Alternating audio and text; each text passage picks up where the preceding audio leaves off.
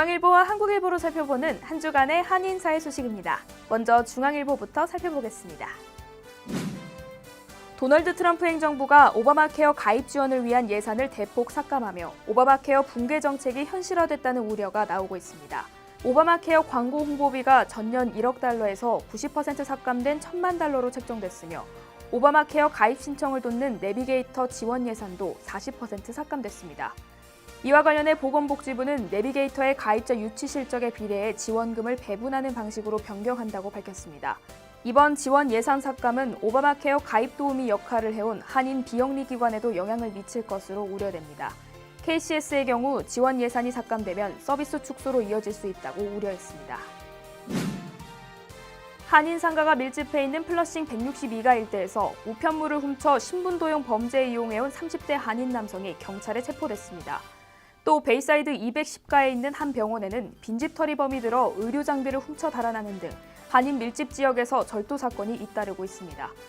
피해업소와 개인 중에 한인이 다수 포함돼 있어 한인들의 무더기 신분도용 피해가 우려되고 있습니다. 경찰은 또 지난달 14일 베이사이드에서 발생한 빈집털이 용의자 사진을 공개하고 수배에 나섰습니다. 허리케인 하비의 영향으로 전국 가스값이 최고로 치솟은 가운데 뉴욕시는 $2 89센트까지 올랐습니다. 이에 에릭 슈나이더맨 뉴욕주 검찰총장은 소비자에게 바가지 요금을 부과하는 주유소를 주의하라고 강조했습니다. 또 슈나이더맨 총장은 폭설과 허리케인 등 자연재해가 발생할 때마다 생필품 가격을 올려 돈을 챙기는 업소가 있다며 뉴욕주 관련법은 기습적 가격 인상을 금지하고 있는 만큼 바가지 요금을 물리는 업소를 발견하면 검찰총장실로 즉시 신고해달라고 밝혔습니다. 다음은 한국일보를 살펴보겠습니다. 한국 정부가 국내에서 어린이집 또는 유치원을 다니는 재외국민 아동에게도 이달부터 보육료와 유아학비를 지원합니다.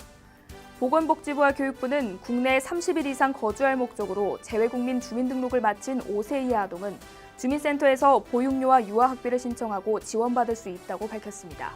재외국민은 대한민국의 국민으로서 외국의 영주권을 취득하거나 영주할 목적으로 외국에 거주하고 있는 사람을 말합니다.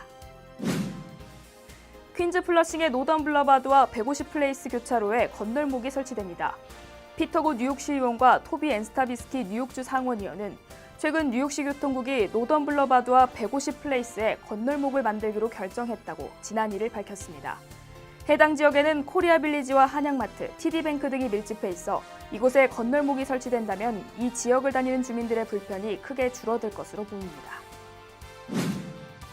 뉴욕 총영사관과 유엔 주재 한국 대표부, 한인 종교기관 그리고 비영리단체의 상당수 자산이 뉴욕주 금고에 방치된 채 아직까지 회수되지 못하고 있는 것으로 드러났습니다. 이에 대해 한인들은 국민 세금으로 운영되는 정부 기관들인 만큼 적은 돈이라도 규모를 떠나 꼼꼼히 관리해야 한다며 허술하게 관리해서는 안 된다고 지적했습니다. 지금까지 신문으로 살펴본 한 주간의 한인사회 소식이었습니다.